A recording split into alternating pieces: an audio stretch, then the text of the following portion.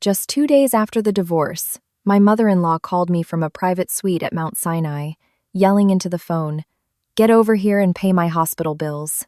I let out a sharp, cold laugh and asked, "I'm sorry, who is this?"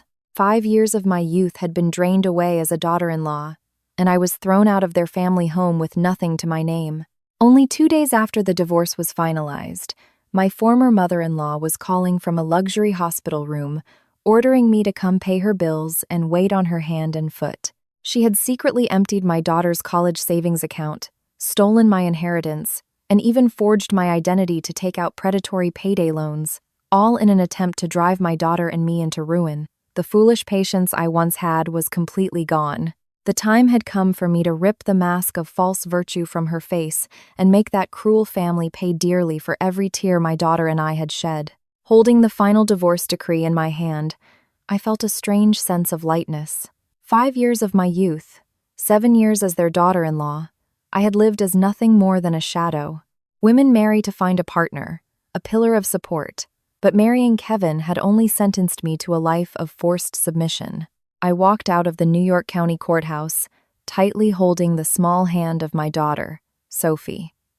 We were leaving with literally nothing but the clothes on our backs. Kevin, the spineless man who had once shared my bed, stood meekly behind his mother, not daring to even glance in our direction. For 7 years, I had dedicated all my energy, my money, and my dignity to that family. I worked grueling hours, and every month, more than half of my paycheck went into a so-called joint family account managed by my mother-in-law, Carol. I never dared to buy new clothes for myself, nor did I ever touch expensive cosmetics. It was all to ensure the family dinners were lavish, to fund Carol's spa retreats, and to cover the constant losses from Kevin's failing business ventures. Yet, in Carol's eyes, I was always a freeloader, an unsophisticated girl from out of state who didn't know her place. The oppression reached its peak when Kevin openly began an affair with another woman, not only with his mother's blessing but at her active encouragement. They forced me to sign the divorce papers, driving me out of the house without a single dollar of our shared assets. That was 2 days ago. Today, I was struggling to arrange our few belongings in the tiny studio apartment I had just rented in a rundown building deep in the Bronx. Sophie sat quietly in a corner, drawing on a piece of cardboard. The space was cramped, and the smell of mildew mixed with old paint was pungent, but strangely, I felt a profound sense of peace. At least here, I wouldn't have to hear the constant, grating criticism or see those looks of contempt. Just as I was wiping down an old plastic dresser, my phone rang. I glanced at the screen. A familiar number appeared. It was Carol. My heart instinctively clenched, an old habit of fear whenever my mother-in-law called. But a second later, I took a deep breath and regained my composure. I was no longer her daughter-in-law. I answered the call. Before I could say a word, Carol's shrill, artificially authoritative voice assaulted my ear. "Sarah, where are you? What are you doing that you haven't shown your face yet? Don't you know I'm in the hospital? Get to Mount Sinai immediately, private suite number 5, and settle my bill. And hurry up, bring me the flask of fresh squeezed orange juice and the lingerie I left in the top drawer. I've been lying here with these useless nurses, and my daughter-in-law is nowhere to be seen. What will people think?" I was stunned for a few seconds. Her words were crystal clear. Carol was in a private suite in one of the most luxurious hospitals in Manhattan. She was calling me, a woman she had kicked out of her home penniless 2 days ago, to order me to pay her bills and act as her servant. The sheer audacity was beyond the imagination of any normal person. What did she think I was?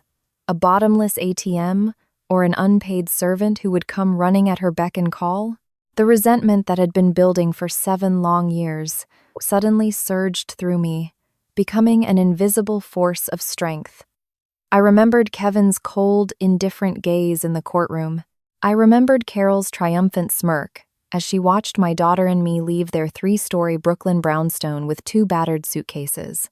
I looked down at my own calloused hands, then at Sophie, who was staring at me with her wide, innocent eyes. A faint, sharp smile formed on my lips. I let out a soft but firm chuckle. I'm sorry. Who is this? The other end of the line went silent. Carol must have never expected me to dare say such a thing. She was used to a daughter-in-law who only knew how to bow her head and say yes. What did you say? Have you lost your mind, Sarah? Don't you dare get smart with your mother-in-law. I told you to bring the money here immediately. Stop playing games. Her voice grew sharp, shrill with rage. I replied calmly, articulating each word with precision. Listen to me very carefully. Your son and I are divorced. It's in black and white, legally finalized by the court 2 days ago. I am no longer your daughter-in-law, and I have no obligation to serve you or pay a single cent of your hospital bills. You have a son, and you have a new daughter-in-law on the way. Call them to take care of you. From now on, I expect you to never interfere in my daughter's life or mine again. Goodbye. After speaking, I decisively ended the call. To prevent her from harassing me further, I went into my settings and blocked her number permanently. Having done that, I tossed the phone onto the bed and let out a long sigh of relief. A feeling of absolute freedom and exhilaration washed over me. For the first time in 7 years, I had fought back. I had stood up for myself. I had completely severed the invisible chains that had bound my life. From this moment on, I would live only for myself and for my precious daughter. It was late autumn in New York, and a chill was beginning to creep into the air. The tiny apartment I rented was tucked away on a neglected street in the Bronx. The building was old, the room barely 150 square feet with a small loft, a tiny bathroom, and a concrete ceiling. The only furniture was a rickety metal bed frame, a worn-out fabric wardrobe, and a few plastic baskets I had bought at a dollar store. Sophie was 6 years old, an age where she should have been enjoying a comfortable life, surrounded by the complete love of both parents. Instead, she was here with me, enduring hardship and poverty. The first night in the apartment, it poured rain. The sound of rain drumming on the old window panes was deafening. Water dripped from a crack in the ceiling onto the foot of our bed. I placed a plastic bucket to catch the drips, pulled Sophie into my arms, and drew the thin blanket over us. Mommy, our new house is so small, and the rain is so loud. I can't sleep. Will Daddy Kevin come get us and take us back to the big house? Sophie asked, her innocent eyes looking up at me. My heart felt like it was being squeezed. I fought back the tears that threatened to fall, stroked her hair, and forced a gentle smile. Our house may be small, honey, but it's warm. We're going to stay here now. We're not going back to that big house. Daddy Kevin has his own life now. From now on, Mommy will work and make money, and I'll buy you new dresses and lots of yummy candy. Will you be a good girl and love Mommy? I love you more than anything in the world, Mommy. I don't need a big house. I just want to be with you. She wrapped her arms tightly around my neck, snuggled into my chest, and obediently closed her eyes. Her steady breathing gave me an infinite source of strength. I could not be weak anymore. I had to stand up, to start over, no matter the cost. I could not let my daughter suffer like this forever. The next morning, after tidying up the room, I pulled a dusty brown portfolio from the bottom of my suitcase. Inside were my university diplomas and certifications from years ago. I had graduated with honors in public relations from NYU. I once had a stable job with a good salary at a major event planning firm. But blinded by love for Kevin and fooled by Carol's sweet talk that a woman's place was in the home, I had given it all up. I put my diploma away, rolled up my sleeves, and became a full-time homemaker, my world shrinking to the smell of cooking oil and floor cleaner. Looking back now, it was the biggest mistake of my life.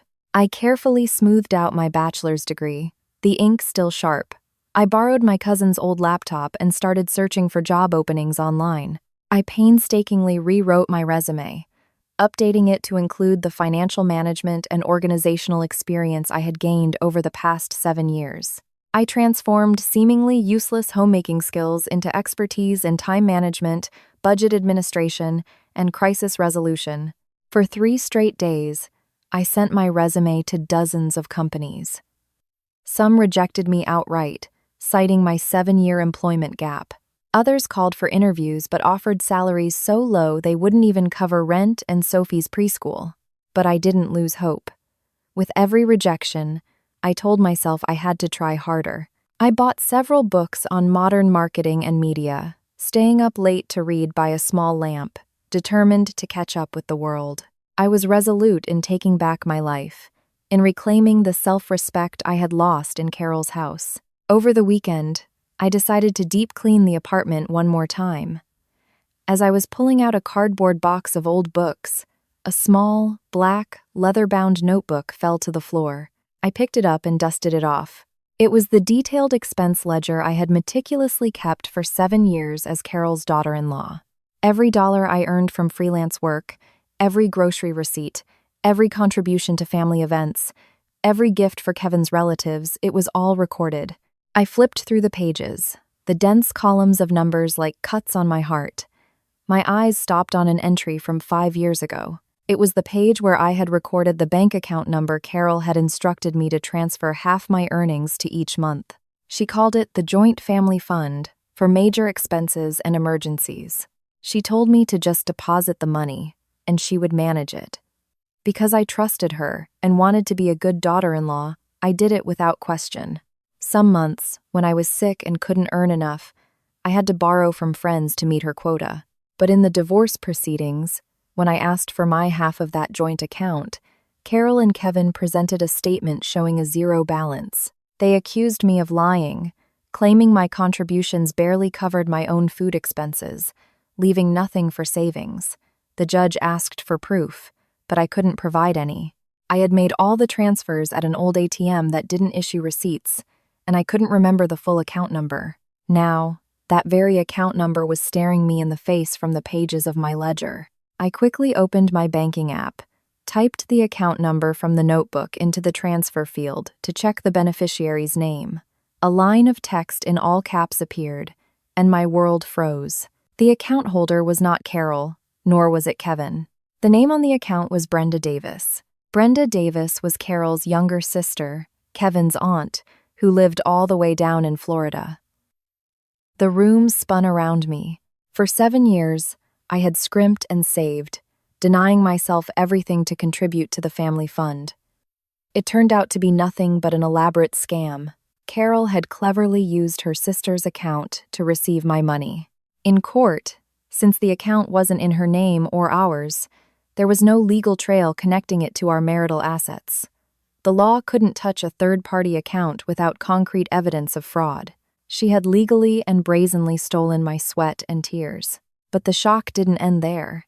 Flipping a few more pages, my hand trembled as I saw the entry for October 20th, 2021. That was the day my mother passed away from a terminal illness. Before she died, my mom sold our small family home on Long Island and gave my sister and me each $250,000 as a safety net. She had explicitly told me to hold on to that money for Sophie's future. Yet, just after my mother's funeral, Carol had come to me, crying, falling to her knees, begging me to save the family. She spun a perfect tale about Kevin's business partner cheating him, leaving him with a massive debt that could land him in prison. She pleaded with me to lend her the $250,000 to pay it off, swearing on her honor that she would repay me as soon as they sold a small plot of land they owned upstate. Out of love for my husband and pity for my mother-in-law's tears, I foolishly handed over my entire inheritance without a single signed document or witness. Afterward, Kevin continued his carefree lifestyle, and when Carol sold the upstate property, she quietly used the money to buy gold bars and lock them in a safe. Every time I cautiously asked about the $250,000, she would brush me off, calling me a calculating, petty woman who nickel and dimed her own husband. During the divorce, she flatly denied ever receiving a penny from my family and even accused me of giving the money to another man. I clutched the ledger to my chest, hot tears of rage streaming down my cheeks. The cruelty of that family had surpassed all human decency. They not only exploited my labor, but also heartlessly stole the last gift my deceased mother had left me. I wiped my tears, my gaze turning ice cold. They thought they could just swallow that money? I had been patient for far too long. I swore on my mother's memory and on Sophie's future, I would get back everything that belonged to me. By any means necessary, I would expose Carol for the monster she was.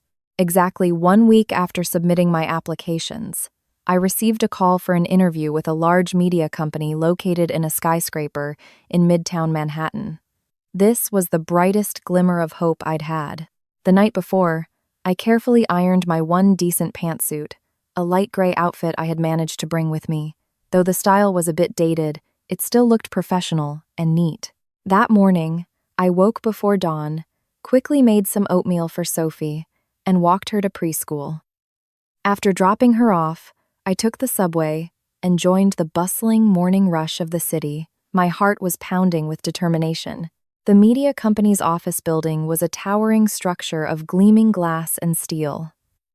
I stepped into the grand lobby and took a deep breath to calm my nerves. The interview was intense. I sat across from 3 executives, all younger than me, but with incredibly sharp eyes. They drilled down on my 7-year employment gap. Instead of being evasive, I was candid about my situation. I framed my years as a homemaker as a profound lesson in logistics, negotiation skills at the grocery store, and micro-financial management. I pitched them media campaign ideas that targeted the psychology of stay-at-home mothers, a market segment I understood better than anyone. I saw a flicker of interest in the HR director's eyes. The interview concluded on a much more positive note than I had anticipated. They promised to let me know within 3 days. I walked out of the interview room, feeling as if a huge weight had been lifted from my chest. As I walked down the hallway, I looked down to check the documents in my portfolio. Distracted, I didn't see the man walking towards me and bumped right into him. The impact sent my portfolio flying, scattering papers across the polished marble floor. "I'm so sorry. I was being careless." I quickly bent down, flustered, trying to gather the scattered papers. The man also crouched down to help me. His hands were long and strong. "It's all right. Just be a little more careful next time." The man's voice was a deep, warm baritone. When he looked up to hand me a stack of papers, we both froze. Our eyes met, a chiseled face, bright, intelligent eyes, and a familiar smile beneath a strong nose. After 10 years, time had sculpted his face with maturity and confidence. But I recognized him instantly. "David? David from the PR class of 2012? I asked hesitantly. The man squinted for a second, then his eyes lit up with utter astonishment. "Sarah? Class President Sarah? Wow, it really is a small world." "It's been 10 years, David exclaimed, his voice filled with the joy of an unexpected reunion. David had been a classmate of mine at NYU. We were good friends, part of the same volunteer clubs. He was brilliant, principled, and always stood up for what was right. After graduation, he decided to pursue a second degree in law, while I got a job and quickly married.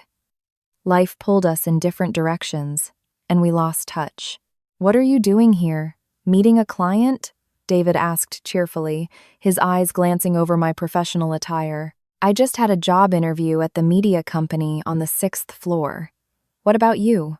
What brings you to this building?" I replied with a smile, a warmth from our old friendship spreading through me. "I have a law office on the 10th floor. What a coincidence. Are you free now? Let me buy you a coffee downstairs. We can catch up," David suggested enthusiastically. I glanced at my watch. It was still early. I didn't have to pick up Sophie for a while.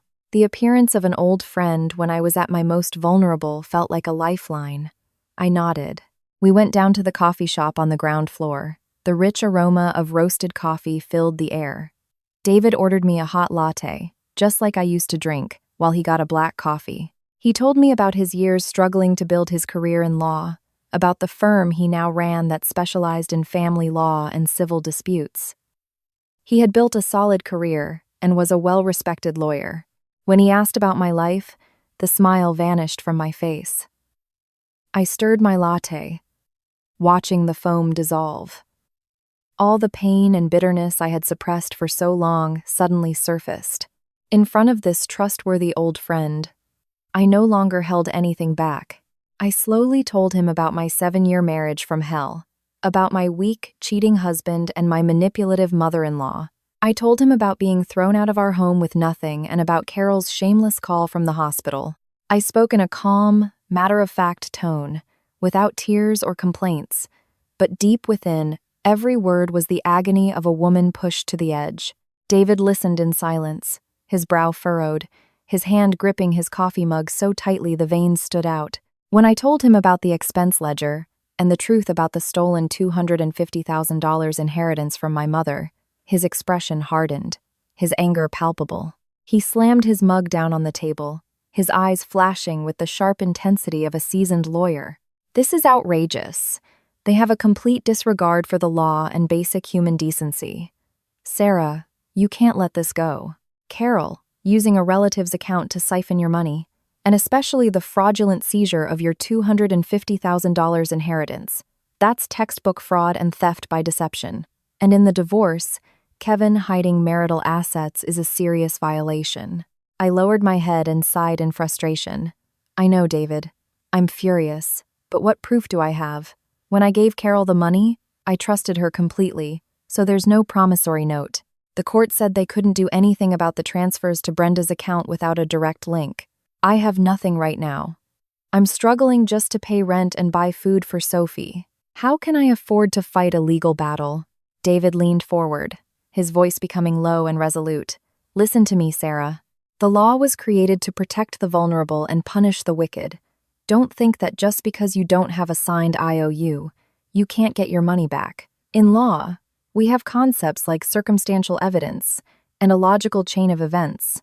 Your ledger, even though it's a personal record, becomes a crucial piece of the puzzle when cross-referenced with bank statements and timelines. He pulled a notebook and a pen from his briefcase and began sketching out a plan. I specialize in family law.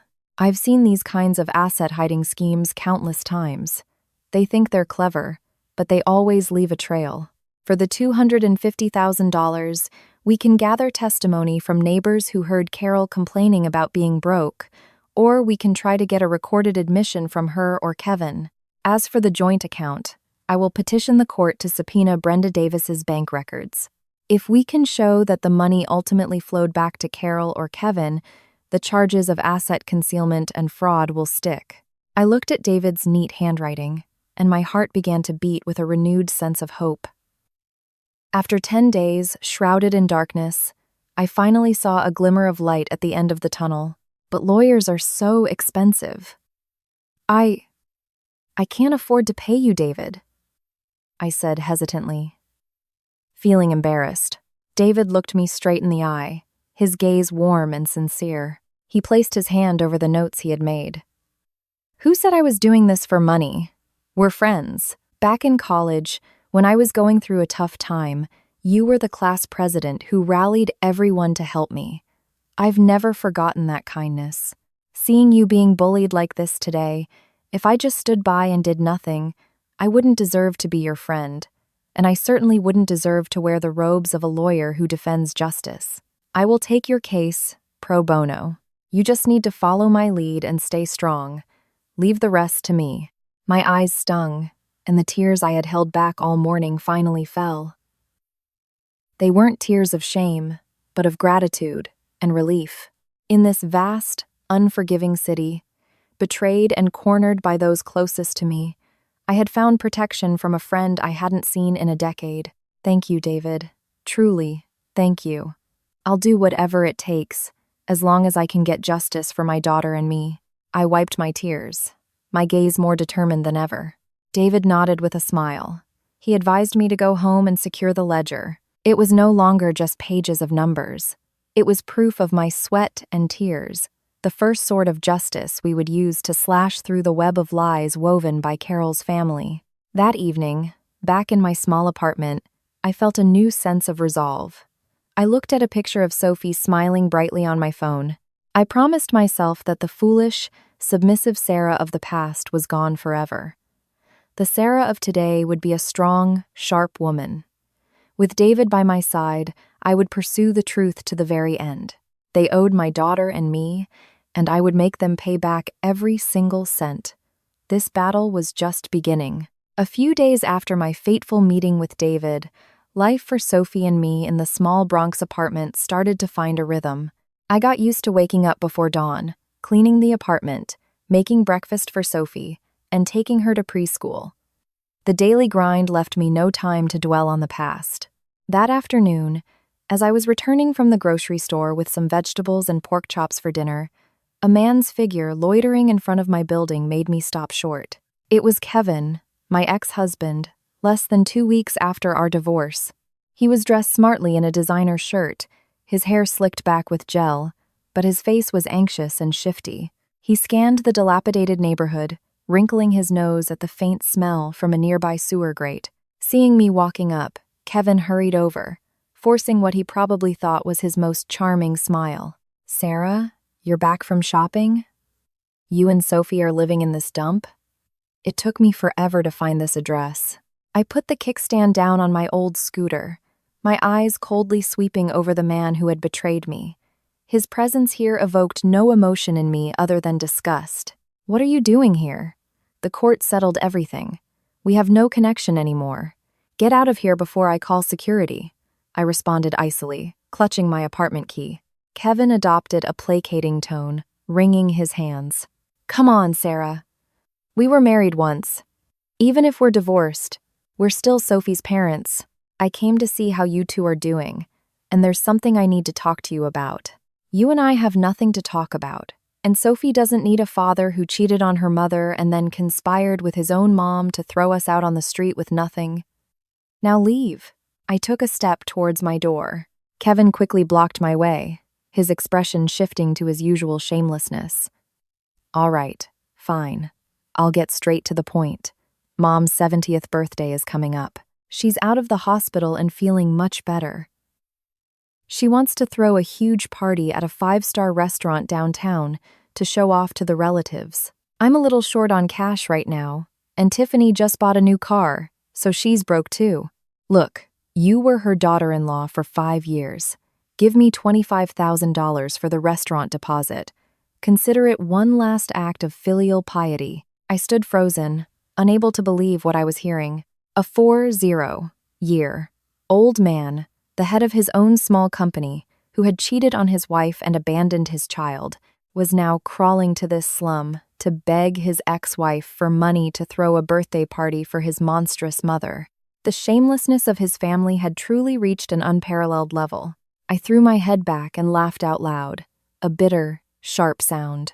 "Kevin, are you delusional? Your mother forced me to divorce you. She cursed my name. She ordered me to be her servant in the hospital. And now you have the nerve to come here and ask me for $25,000 for her birthday party? Do you people think I'm a gold mine or some kind of idiot you can just exploit whenever you feel like it?" Kevin's face turned beet red with anger and embarrassment. He shouted, "Don't push your luck. You worked for years, stashing away who knows how much money in your secret accounts. Don't think I don't know. In court, you pretended to be a penniless victim. You hid a large sum, didn't you? Give me the money now, or you'll regret it." I stared him down, my voice as sharp as a knife. "My money? My money was all tricked into your Aunt Brenda's account by your mother. And the $250,000 inheritance my mother left me? Your mother scammed that out of me too, to cover the losses for your pathetic company. And you still have the gall to demand money from me? Listen carefully. I don't have a single penny for your rotten family. Get out of my sight. If you take one more step, I'll scream and have the whole neighborhood come out and deal with a thief." As I spoke, I grabbed a long-handled broom leaning against the wall and held it up threateningly. The rage inside me was a volcano about to erupt. A few neighbors, hearing the commotion, opened their doors to look. Seeing my fierce determination and the curious onlookers, Kevin knew he couldn't cause a scene. He pointed a trembling finger at me. "Fine. You're a heartless bitch. Just you wait. We're not done with you." With that, he turned and scurried away down the narrow street. I watched his pathetic figure disappear, then slammed the broom onto the ground. My past weakness was truly gone. From now on, anyone who tried to trample on me or my daughter would pay the price. On Monday morning, As I was getting Sophie ready for preschool, the mail carrier called out my name. A small, padded envelope had arrived for me. There was no return address, just a single line of neat, slanted handwriting on the front. To Sarah, I hope you find the strength to fight for justice. Puzzled, I took the package and carefully opened it with a pair of scissors. Inside the bubble wrap was a small, new-looking silver USB drive. My intuition told me that this contained something critically important. After dropping Sophie off, I rushed back to the apartment, turned on my cousin's laptop, and plugged in the USB. A single folder appeared on the screen, titled The Truth About Carol. My heart pounded. I clicked it open. Inside were 3 video files, shot on a phone, but with surprisingly clear video and audio. The date stamp on the videos was from the 3 days leading up to my divorce hearing. The first video showed a lush, sun-drenched golf course. In the center of the frame was Carol, my ex-mother-in-law. She was wearing a stylish, designer golf outfit and a fashionable visor, swinging a club with powerful, precise form. After her shot, she laughed heartily and walked briskly with her wealthy friends. There was no sign of the frail, sickly woman with a heart condition that she had been portraying to relatives and the court. The second video was filmed in a high-end beauty spa. Carol was lying on a massage table, being pampered by 2 attendants. She was chatting gleefully with the woman on the next table. Her shrill, smug voice was perfectly clear. "You see? I just pretended to have chest pains and shortness of breath for a few days, and Kevin went into a panic. I told him I wouldn't survive unless he got rid of that provincial wife of his. This afternoon, I'm having Tiffany take me to Mount Sinai to check into a private suite. I'll stay there, get a medical record confirming my poor health. It'll make the judge sympathetic and grant a quick divorce, and it'll force Sarah to leave with nothing since she can't possibly care for a sick old woman. 2 birds with 1 stone, my dear." The third video took place right in front of the hospital. Carol got out of the expensive car driven by Tiffany, Kevin's mistress. She was walking perfectly fine, but as soon as she saw a nurse approaching with a wheelchair, she clutched her chest, grimaced, pretended to stumble, and then collapsed dramatically into the chair. Tiffany stood by, dabbing at her eyes with a tissue, urging the nurse to rush Carol into the emergency room. The performance was flawless. I watched the videos over and over, my body trembling with a mixture of rage and utter disgust.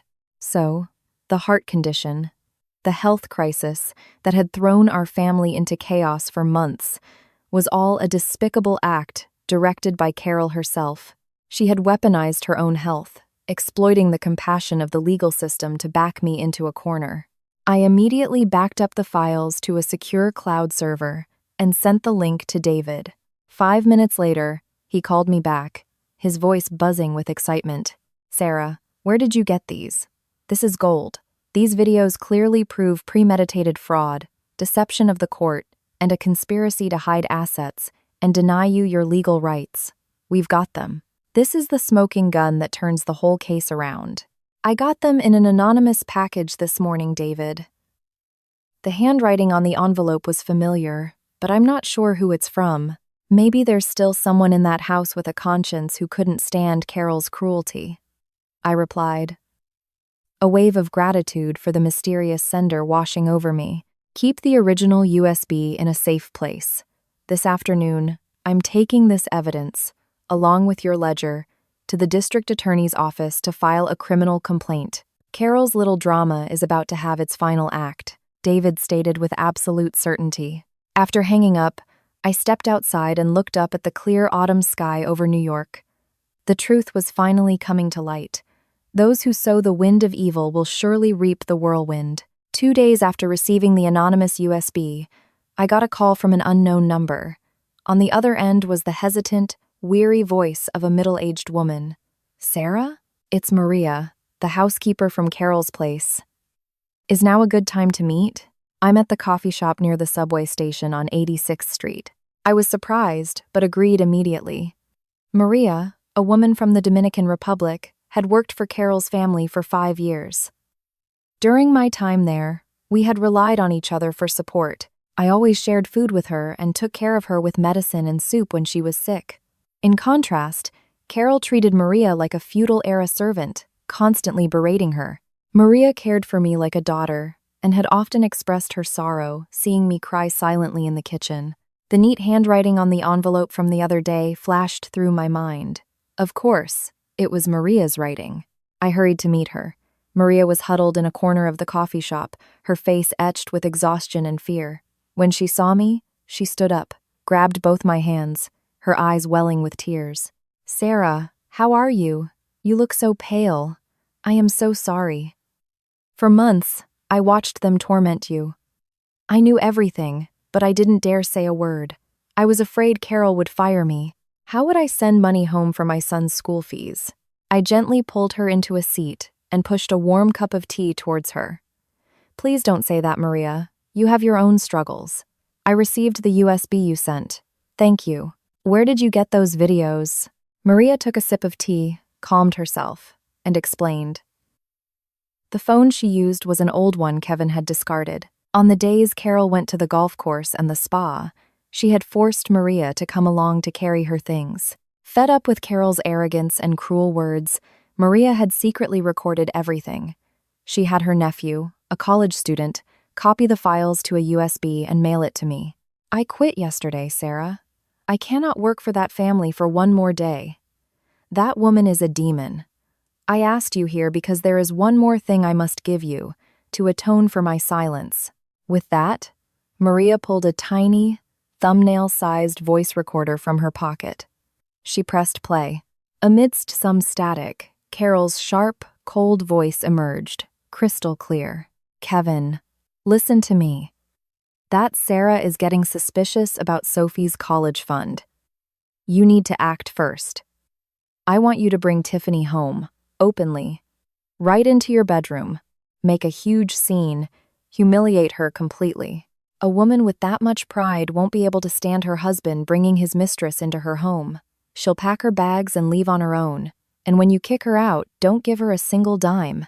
I've already transferred the assets to Brenda's name and converted most of it to gold. Make sure you force her to sign the divorce papers, to voluntarily waive her rights to any assets. Do you understand?" Kevin's voice replied distinctly. "You're a genius, Mom." "Yes, I'll bring Tiffany home this afternoon. I'm sick of looking at Sarah's miserable face anyway." The recording ended. The world around me seemed to freeze. Although I already knew their cruel nature, hearing their cold, calculated plotting with my own ears felt like 1,000 needles piercing my heart. They treated me like a toy to be discarded, even planning to trample on my dignity in the most brutal way imaginable. Maria gripped my hand, her voice choked with emotion. "I was cleaning the living room that day. This recorder must have fallen out of Kevin's pocket under the sofa. I found it by accident and played it. My hands were shaking. Sarah, take this. Give it to the court. Give it to the police. You have to unmask that evil woman. God is watching. Karma will not spare anyone." I carefully placed the voice recorder in my purse and hugged Maria tightly.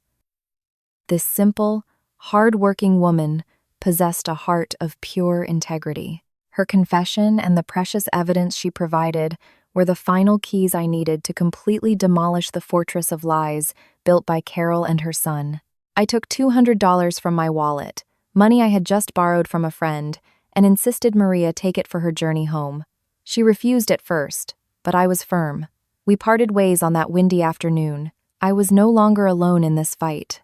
On Thursday morning, as I was getting ready to head to the media company to hear back about my interview, my phone rang. It was David. His voice was tense and serious.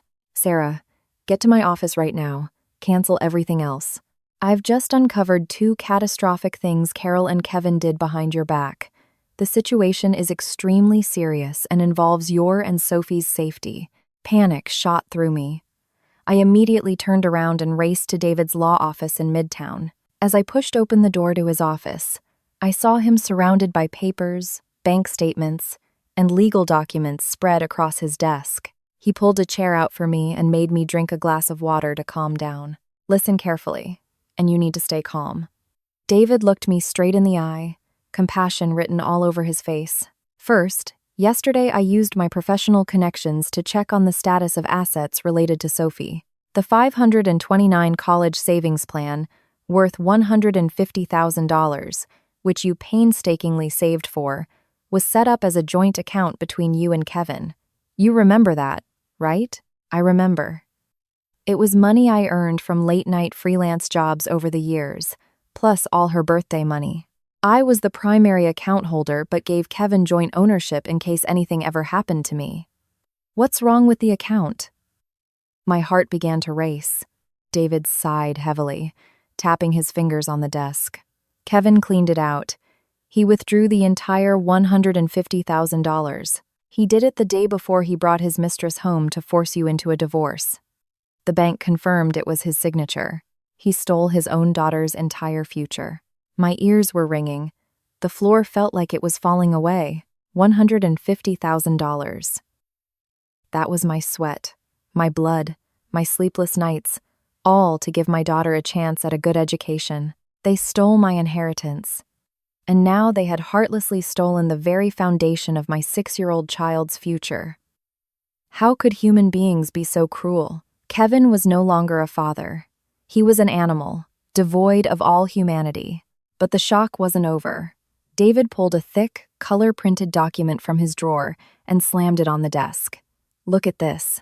This second thing is Carol's most vicious attack. This morning, I received a tip from a contact in the cybercrimes division.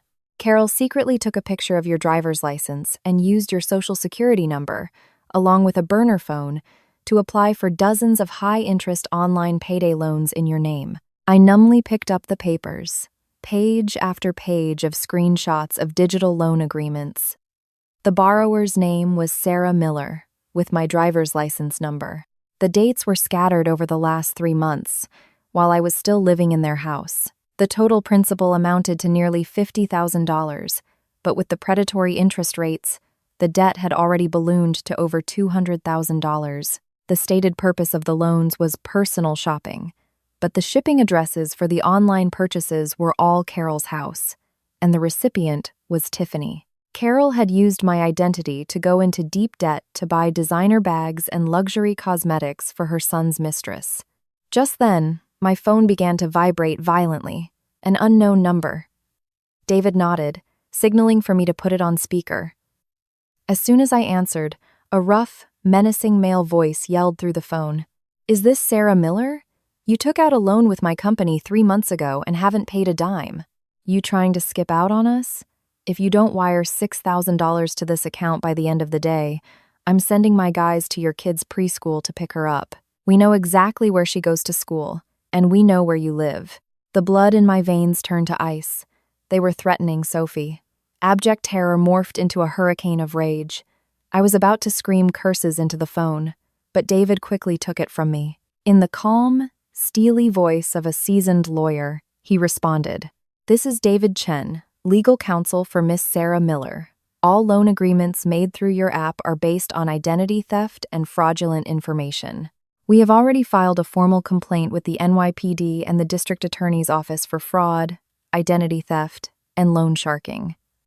This call is being recorded. If you or your associates come within 100 feet of my client or her daughter, you will spend the rest of your miserable lives in a federal prison. Expect a subpoena."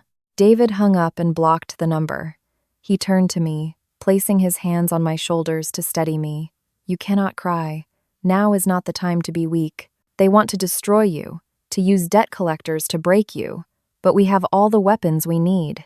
From the ledger, Brenda's account, the golf course videos, Maria's recording, to the proof of identity theft for the payday loans, it all forms an unbreakable chain of evidence. Now, we fight back. I promise you, these people who have sown so much evil will choke on the bitter fruit of their own making." I bit my lip so hard I tasted blood. The tears had long since dried up. The brutal truth had awakened the primal instinct of a mother within me. They could attack me, and I might endure it. But anyone who dared to threaten the safety and future of my daughter would pay with their own blood and tears. Amidst the storm of my ex-family's vicious schemes, life still managed to open a window of light for me. That same afternoon, the media company called to inform me that I had been hired for the position of creative content lead, with an excellent salary. They were highly impressed with my understanding of the modern family's psychology and my calm problem-solving approach. On my first day of work, I wore a crisp white silk blouse, tailored black trousers, and my hair in a neat bun, with a touch of red lipstick.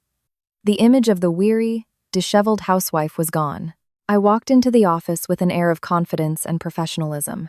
My job was to create campaigns for household products and family wellness brands. Drawing from 7 years of painful experience, I refused to write hollow advertisements about picture-perfect families. Instead, I developed a campaign titled Modern Woman, Love Yourself First. The campaign struck a chord with millions of women suffering from silent oppression in their marriages, championing economic independence and mental well-being. My idea was immediately approved by the board and became a viral sensation on social media within 2 weeks. The praise from colleagues and my first performance bonus deposited into my account gave me a profound sense of the value of my own labor. Life for Sophie and me in the Bronx also became warmer. On weekends, David would often visit. He would roll up his sleeves to fix a leaky faucet or replace a dim fluorescent bulb so Sophie could see better when she drew. David adored children. He brought her storybooks and building blocks, patiently playing with her for hours. Seeing my daughter's bright laughter as she snuggled up to him stirred a sweet, warm feeling in my heart that I hadn't felt in a very long time. One evening, after Sophie was asleep, David invited me to sit on a small bench outside the building. The sound of crickets chirped from the small patch of grass nearby, the space quiet and peaceful. "How's the new job?" "Seems like everything's on the right track," David began, his kind eyes looking at me. "It's wonderful, David. I feel like I've been given a second chance at life. To work, to earn my own money, to be respected, the feeling is incredible. And it's all thanks to you being there to support me. Otherwise, I would have collapsed under Carol's schemes." I replied sincerely. David smiled softly, reaching out to tuck a stray strand of hair behind my ear. The gentle, natural gesture made me blush. "You've always been brilliant and strong, Sarah. You just hid it away for too long for people who didn't deserve it. Look, all the legal paperwork, the lawsuit, the asset freeze petitions, I've filed everything with the authorities. The Economic Crimes Unit is investigating the payday loans and the money laundering through Brenda's account. The wheels of justice are turning." David paused, his gaze becoming sharp and determined. "This Saturday is Carol's 70th birthday party. According to my information, she's booked the grand ballroom at one of the most luxurious hotels in the city. She's invited hundreds of guests, Kevin's business partners, and all the influential relatives. It will be the moment she is at her most arrogant, most self-satisfied with her perfect little drama." I nodded, my hands clenching. Yes, she wants to use this party to show off, and to officially introduce Kevin's pregnant mistress as the new, more suitable daughter-in-law. She wants to stomp on my daughters and my dignity to climb to the pinnacle of her own vanity. David smirked, the smile of someone holding all the cards. "Then we'll give her a party she'll never forget." "I've contacted Maria. She's going to help us get a valid invitation so we can get inside. Are you brave enough to stand in front of hundreds of people and tear their masks off yourself?" I looked deep into David's bright eyes, and all my fear and hesitation vanished. 7 years of humiliation, dissension, theft, false accusations, and the ultimate threat against Sophie's life from hired debt collectors. It was time for this debt to be settled in full. I'll do it. They built themselves a stage of lies, and I'll be the one to bring it crashing down. Thank you, David, for walking with me to the very end of this war. David took my hand, his grip firm, transferring warmth and strength. The autumn night in New York was chilly, but the fire of the fight for justice and dignity burned brighter than ever within me. Carol's birthday party would be the downfall of the cruel empire she had built. That Saturday, the New York sky was a brilliant, cloudless blue. For Carol's family, it was a momentous day. Her 70th birthday was being celebrated in the grandest ballroom of a 5-star hotel in the heart of the city. Since noon, lavish bouquets of expensive, imported flowers lined the entrance. Carol intended to use this party to flaunt her status to relatives, Kevin's business partners, and her friends. It was also her chance to formally introduce Tiffany, now pregnant with Kevin's son, as the new, ideal daughter-in-law. But Carol had no idea that Maria had discreetly set aside 2 VIP invitations intended for distant relatives who couldn't attend. Maria had sent them to me, with these pre-filled invitations for guests no one would recognize. David and I easily passed through the hotel's security. That evening, I wore a simple yet elegant black silk dress with a tasteful slit. My hair was styled in soft waves, and I wore heels that made me feel powerful. David was impeccably dressed in a custom-tailored charcoal gray suit. Walking beside him, I was no longer the timid, frumpy housewife, but a confident, proud woman. We entered the ballroom, blending in with the crowd of chattering guests. Inside, crystal chandeliers cast a brilliant light over the vast space. Tables were draped in white silk, laden with gourmet food. Above the stage, a giant LED screen displayed the words, "Happy 70th Birthday, Carol," in gleaming gold letters. Carol was seated on a throne-like, ornately carved armchair, dressed in a velvet red gown adorned with sparkling gems, a heavy string of pearls around her neck, looking like an empress dowager. Kevin stood beside her in a sharp suit, next to Tiffany, whose designer maternity dress did little to hide her growing belly. They beamed, accepting thick envelopes and hollow congratulations from the guests. Watching the scene, a cold smile touched my lips. This false splendor was built on stolen money, on my sweat and tears, and on the heartless theft of a child's future. David gently touched my elbow and whispered, "You wait at that table in the corner, out of their line of sight. I'm going to take care of the technical side. When you see the screen go black, walk up on stage with confidence. Everything is ready." David, carrying a black leather briefcase with his laptop, slipped behind the velvet curtains at the back of the stage. With his lawyer's credentials and commanding presence, he easily bypassed the event staff and entered the audiovisual control room. He told the technician that the family had prepared a surprise video for the guest of honor and asked to connect his laptop to the main LED screen controller. I chose a seat at the farthest table, hidden behind a large floral arrangement. I had a clear view of the stage. Around 8 p.m., once the guests were seated and the toasts began, a master of ceremonies with a smooth baritone voice took the stage. He lavished praise on Carol's virtues as a mother and extolled Kevin's filial piety. Then, Kevin took the microphone, his face a mask of deep emotion. He looked out at the audience and began. "Distinguished guests, aunts, uncles, friends, my mother recently survived a life-threatening health crisis. Her heart condition nearly took her from us, but by the grace of God, she pulled through. Today, on her 70th birthday, I have another joyous announcement. Our family is about to welcome a new member, the next heir to our family name. I would like to introduce you all to Tiffany, my fiancée." The hall erupted in applause. Carol dabbed at her eyes with a handkerchief, feigning tears of joy. Tiffany stepped forward shyly, leaning against Kevin. The picture of a perfect, happy family was masterfully presented. Just as Kevin finished speaking, the giant LED screen behind him abruptly went black. The glittering birthday message vanished. The soft background music cut out, plunging the room into an expectant silence. A murmur went through the crowd. Kevin turned, frowning, and signaled to the tech booth. In that precise moment, I rose from my chair.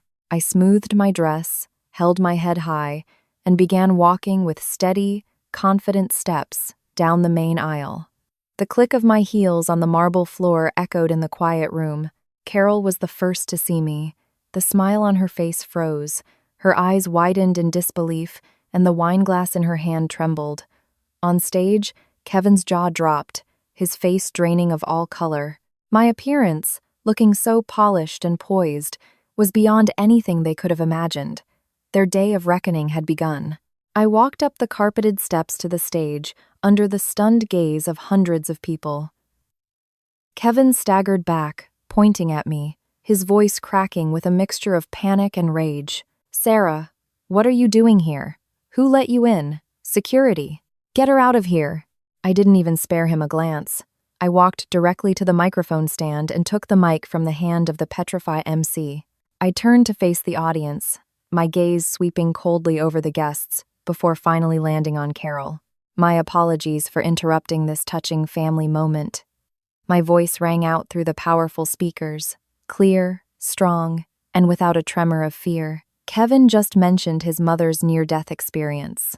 Well, on behalf of the ex-daughter-in-law he kicked out 2 weeks ago, I too have a small gift to celebrate Carol's special day. As I finished speaking, the giant screen behind me flared to life. It didn't show happy family photos, but the video of Carol in her designer sportswear, swinging a golf club with vigor. The guests gasped. Next came the video of her at the luxury spa, boasting about her scheme to fake a heart attack to get rid of me. Every conniving word she spoke was broadcast to the entire room.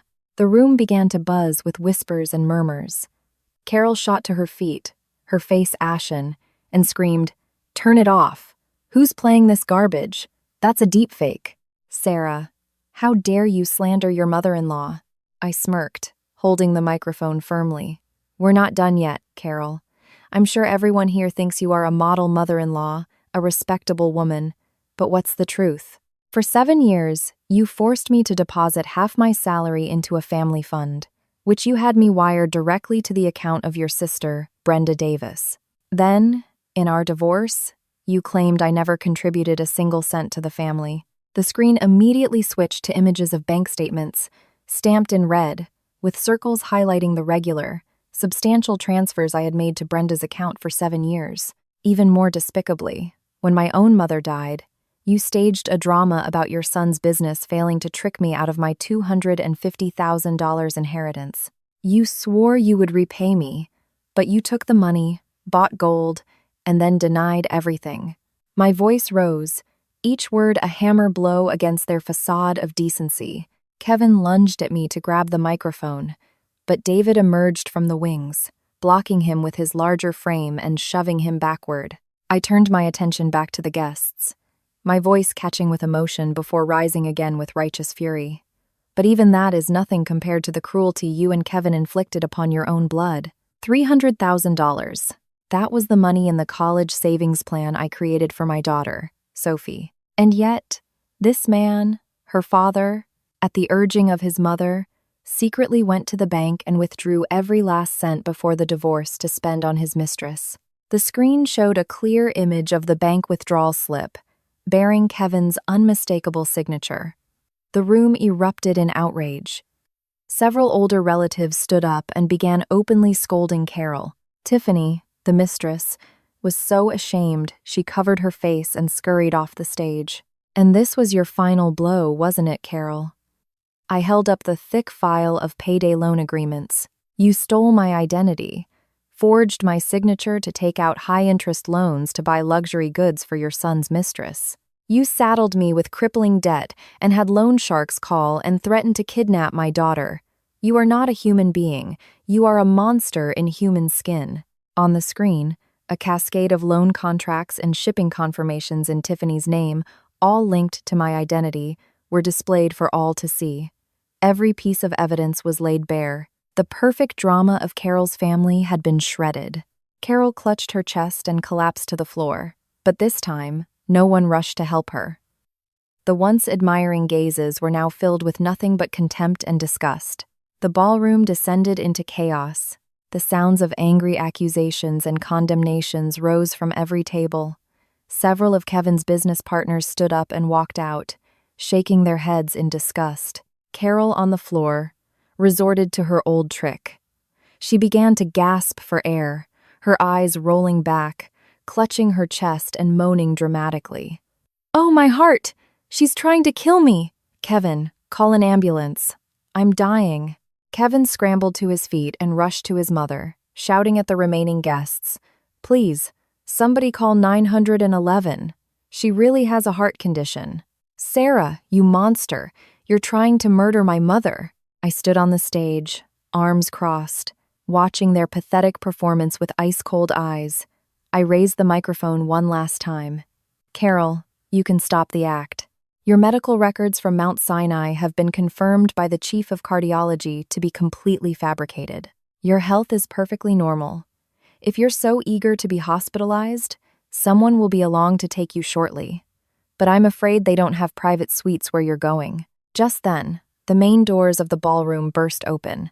A group of uniformed NYPD officers and two plainclothes officials from the court's enforcement division strode in. The entire room fell silent. The lead officer held up a file and spoke in a loud, clear voice. "Who are Carol Miller and Kevin Miller? We are from the Economic Crimes Division. We need you to remain where you are." Carol, who had been feigning unconsciousness, shot bolt upright at the word police. Kevin's face was as white as a sheet, his legs trembling. The officer continued, reading from a document. Pursuant to a criminal complaint filed by Sarah Miller and the evidence gathered, the district attorney's office has decided to press charges. Carol Miller is being charged with grand larceny, identity theft, and conspiracy to commit fraud. You are under arrest. Next, an official from the court stepped forward, holding up another order. By emergency decree of the New York County Court, we are freezing all bank accounts in the names of Carol Miller and Kevin Miller. The account in the name of Brenda Davis has also been frozen pending an investigation into illegal money transfers. A lien is also being placed on the residence at 15 Elm Street, Brooklyn, and the vehicle registered to the family, effective immediately. Each pronouncement was like a thunderclap striking Carol. She shrieked like a madwoman.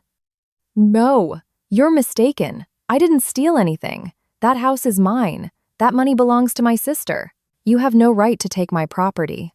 She lunged at the court official, but two police officers quickly subdued her, snapping a pair of cold, steel handcuffs onto her wrists. Kevin stood frozen like a statue. All the wealth they had so despicably stolen was now locked away by the law. The remaining guests quickly filed out, wanting no part in the legal fallout. The lavish, multi-thousand-dollar birthday party ended in utter humiliation and the complete collapse of a rotten family. As David and I walked off the stage, I paused beside Kevin. "Tomorrow, be prepared to appear in court to return the $150,000 you stole from your daughter's college fund.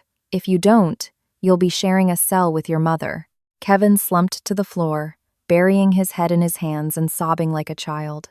But those belated tears could not wash away the sins he had committed. I walked out of the hotel and took a deep breath of the cool night air.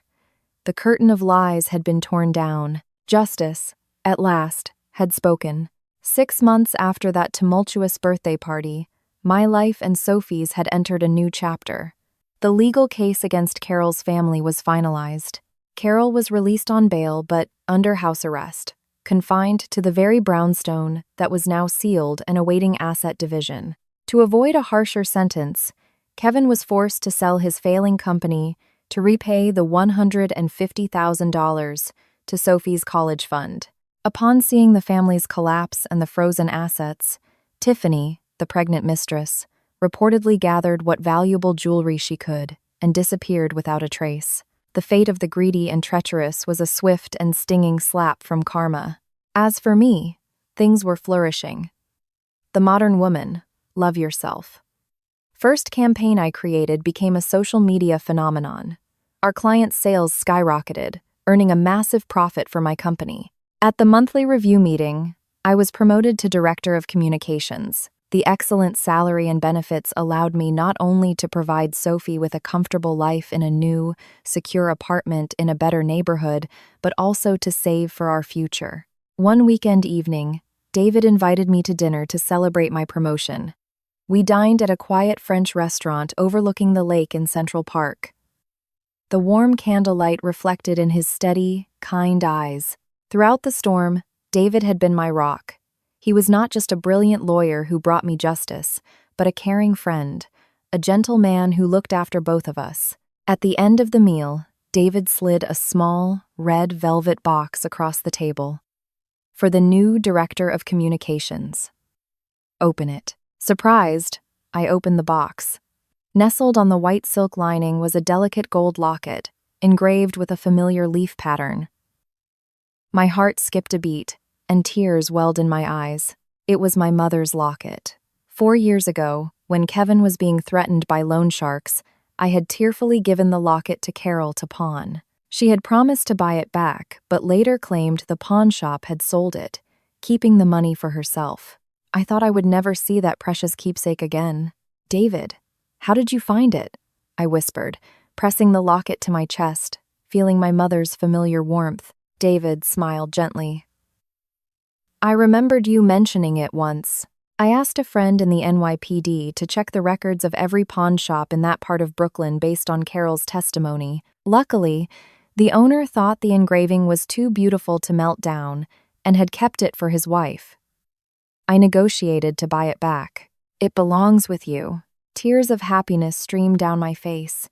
In this cruel world, there was a man who would go to such lengths to find a small memento just because of a single, passing comment I made. He valued what was mine, protected me with all his might. David came around the table and gently fastened the locket around my neck, his hand brushing my shoulder. "Sarah, the case is over. The people who hurt you are facing the consequences. The dark past is closed. Are you ready to write a new chapter with me? I promise to spend the rest of my life protecting you and Sophie." He looked deep into my eyes, his voice low and sincere. I nodded, a radiant smile breaking through my tears. My heart, once frozen by betrayal, had truly come back to life. I believed that happiness finds those who have the strength to rise from the ashes. But life is rarely so simple. Before one can reach true peace, the darkness often has one last, desperate card to play. My peaceful life continued for a few months, until one Tuesday afternoon. I was about to enter an important meeting when my personal phone rang incessantly. The caller ID showed Sophie's preschool. A terrible premonition shot through me, and I excused myself. "Hello, Miss Miller? Did you pick Sophie up safely?" The young teacher's voice was hesitant. "What do you mean?" "I'm still at the office. I'm not supposed to pick her up until 5 p.m., I asked, my heart beginning to pound. There was a silence, then the teacher's voice escalated into panic. "Oh my God." At 3:30, an older woman came to the school. She said she was Sophie's grandmother and that there was a family emergency and she needed to take her immediately. She knew both your and Kevin's full names. She even knew Sophie's nickname and showed the security guard photos of them together on her phone. When Sophie saw her, she called her grandma and didn't cry, so the guard let her go. The floor dropped out from under me. My vision went dark. Sophie's grandmother could only be Carol. She was under house arrest, awaiting sentencing. How could she have gone to the school? Had the prospect of prison finally driven her insane? She was using my daughter, my only weakness, to get her revenge. I ran from my office, not even grabbing my purse, just my phone. As I sprinted for the elevator, I dialed David. "David, help! Carol kidnapped Sophie. The school just called me." I screamed into the phone, tears streaming down my face. "Stay calm, Sarah. Where are you? I'm coming to get you. Have you called the police?" David's voice was urgent but retained a lawyer's composure. "I'm in my building's lobby. I'm calling 911 right now." 5 minutes later, David's car screeched to a halt at the curb. I jumped in, and we sped towards the preschool as 2 NYPD detectives arrived. The school's security camera footage showed Carol, wearing a large hat that obscured her face, leading Sophie by the hand to a waiting taxi. Sophie, completely unaware, got in without a struggle. David immediately contacted the police department's traffic division to trace the taxi's GPS. The next half hour felt like an eternity. I sat huddled in the preschool's security office, my hands clenched so tightly my knuckles were white. If Carol hurt my daughter, even a single hair on her head, I swore I would kill her myself. One of the detectives' phones rang. He answered, then turned to us, his face grim. "We've tracked the taxi." The driver dropped them off on a deserted dirt road near the edge of the woods in the Catskills. According to our asset investigation, Carol Miller co-signed for an abandoned vacation home for a friend in that area. It's highly likely she's holding the child there. The Catskills, a remote, desolate place miles from the city. What was she doing with a 6-year-old child up there? "Let's go," Now. Buckle up, Sarah, David commanded, his eyes red with fury as police mobilized to follow. The car tore down the highway towards the mountains. The autumn evening was darkening quickly, black clouds gathering for a storm. Inside me, a far more violent storm was raging. I gritted my teeth, praying to every power in the universe to protect my little girl. Anyone who dared to touch the light of my life would see just how terrifying a cornered mother could be. The car raced through the torrential downpour towards the Catskills, my heart feeling like it was being pierced by 1,000 needles.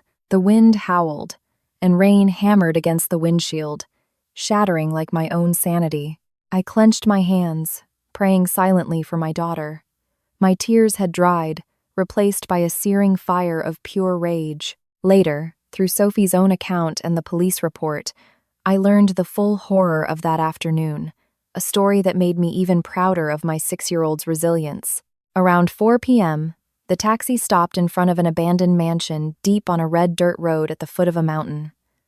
The property was overgrown with weeds, with no other houses in sight. Carol paid the driver and dragged Sophie into the yard. The mansion belonged to an old business associate and had been empty for years due to a property dispute. Carol, having co-signed the papers, knew a spare key was hidden under a dried-up planter by the porch. She opened the rusty lock and shoved Sophie into the dark, musty living room. Sophie began to get scared. This wasn't the country house she remembered visiting, and there were no relatives. She clung to the doorframe, her eyes welling with tears. "Grandma, I want to go home to Mommy. It's dark in here. I'm scared." Carol threw her purse onto a dust-covered sofa, her face twisted into a snarl. "Shut up! Your mother is a venomous snake. She's the one who's sending your grandmother to prison, who ruined your father's life and stole all our money. I'm keeping you here until she comes crawling back on her knees with the money to beg for your life." Hearing me insulted, Sophie, though young, understood. The unconditional love and security I had given her, even in our tiny apartment, had made her strong. A child's innate bravery surfaced. She wiped her tears and stood tall. "You're lying! My mommy is not a bad person. My mommy works hard to take care of me. You and Daddy Kevin are the ones who kicked us out. I'm not staying here with you. I'm going to find my mommy." With that, she turned to run for the door. The unexpected defiance was like a match thrown into the powder keg of Carol's unraveling mind. Her hatred, her fury at being cornered, all focused on this small child who dared to side against her. Carol lunged, grabbing Sophie's shoulder and shoving her violently backward. "You're so clever, are you? Go on then. Find your precious mother," she roared. The force of the push sent Sophie stumbling. Her forehead slammed into the sharp corner of a heavy wooden coffee table. There was a sickening thud. Sophie cried out in pain and collapsed, clutching her head as dark red blood began to seep from a gash, running down her pale cheek. Seeing the blood, Carol stumbled back, panic flashing across her face. This wasn't her plan. She wanted to use the child as leverage, not harm her. If something serious happened, her crimes would multiply. Frantic, she ran towards the back of the house, searching for a first aid kit. In that moment of distraction, Sophie proved her incredible quick thinking. Fighting through the pain, she scrambled up. Blood stung her eye, but she didn't cry out. She opened the small pink backpack she always wore and pulled out an old black and white candy bar phone. It was a simple burner phone I had bought her months ago, with my number and Kevin's on speed dial, for emergencies only. I hadn't charged it recently, but I knew it still had a little battery left. Sophie turned it on. The screen flickered weakly. She didn't call me, knowing I would be in meetings at work. Instead, she pressed and held the number 2 button, the speed dial for Kevin. The phone rang twice before he picked up. "Hello? Who is this?" Kevin's voice was tired and irritable. "Daddy Kevin, help me. Grandma took me to a big empty house in the mountains. She pushed me, and my head is bleeding a lot. Please come get me." Sophie's voice was a terrified whisper. On the other end, Kevin dropped the glass he was holding. He couldn't believe his mother would do something so monstrous. Just then, Carol ran back into the room with a wad of old toilet paper. Seeing Sophie on the phone, her face went white. She snatched the phone and hurled it against the wall, where it shattered, but she was too late. The message had been sent. In David's car, my phone rang. It was Kevin. As soon as I answered, he screamed, "Sarah, where are you and the police? My mother has lost her mind." She took Sophie to Mr. Johnson's old mansion on Pine Hill in the Catskills. "The baby just called me from her emergency phone," she said. "Mom pushed her and she's bleeding from her head. I'm sending you the location now. Please get the police there. I'm on my way." Hearing that my daughter was bleeding, my world exploded. David grabbed the phone, pulled up the map, and slammed his foot on the accelerator. The car roared, cutting through the curtain of rain, racing towards the dark silhouette of the mountain ahead. The sirens of the police cars behind us blared, clearing a path for the life-or-death rescue. David's car screeched to a halt in the muddy dirt road. Before us was the rusted gate of the abandoned mansion, swallowed by the storm-tossed woods. It was pitch black, the only light coming from our headlights cutting through the rain. Before the car had even fully stopped, I threw open the door and ran into the freezing downpour. My clothes were soaked instantly, and my heels sank into the mud, causing me to fall and scrape my knee. I felt no pain. I kicked off the useless shoes and ran barefoot over the sharp gravel towards the silent house. The police cars pulled up, and officers in rain gear quickly surrounded the building. David ran after me, shielding me with his body. "NYPD! Open the door!" an officer yelled, pounding on the heavy wooden door. There was no answer.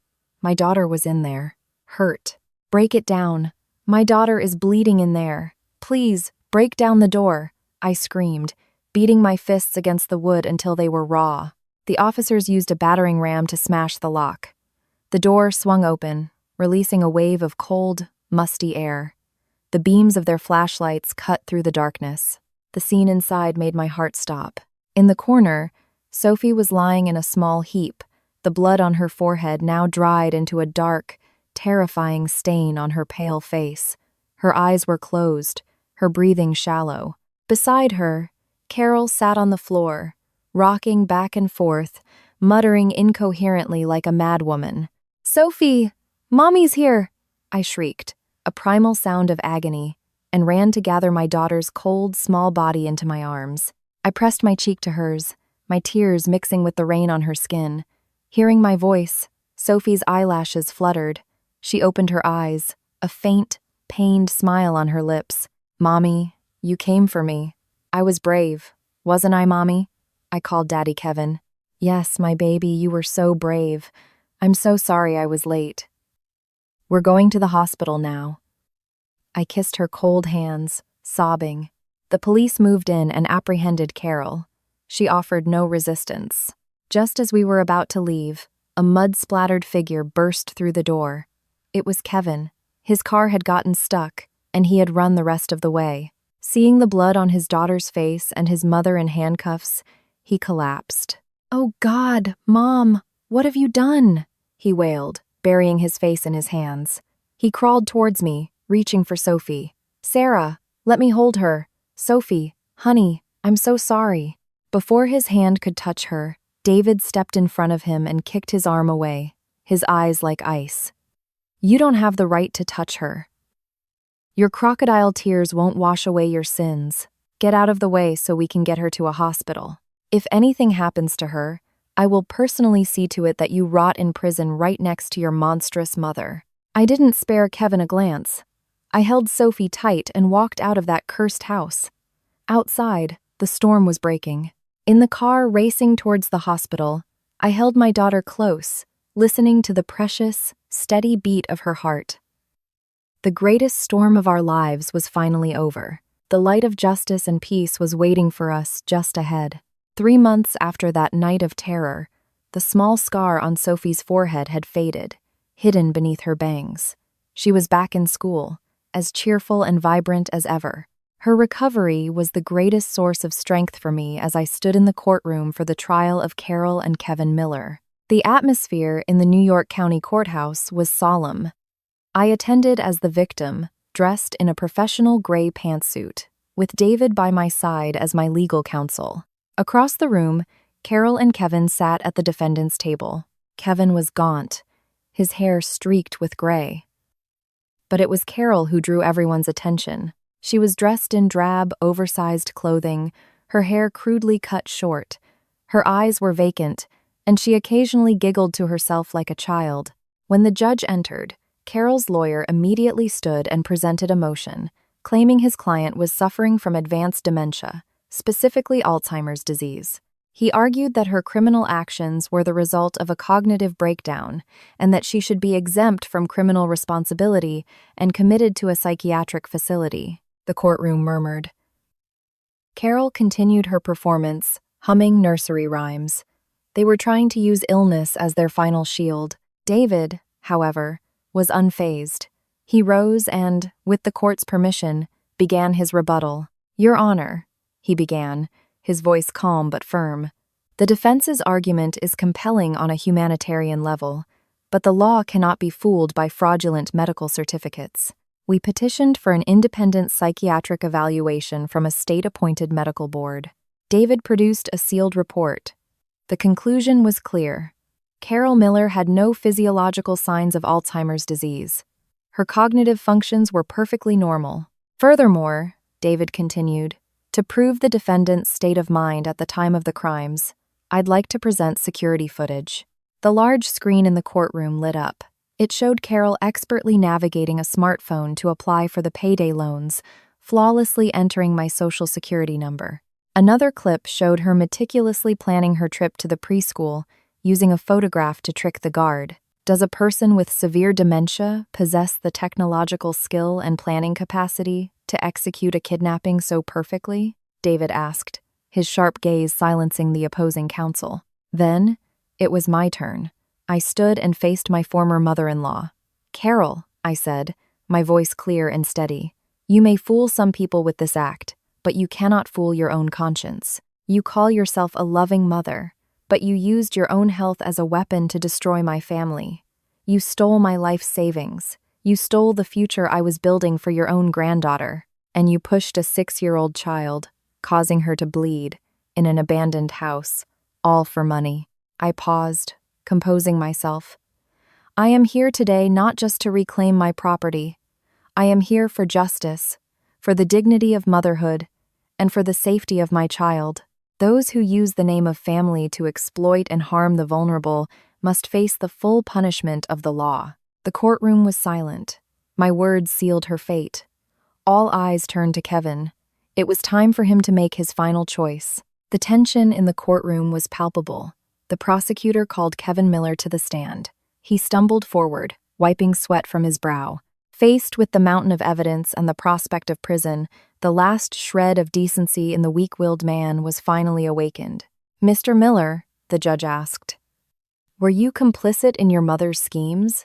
Kevin took a deep breath, his voice choked with shame, his eyes fixed on me. "Your Honor, I confess everything.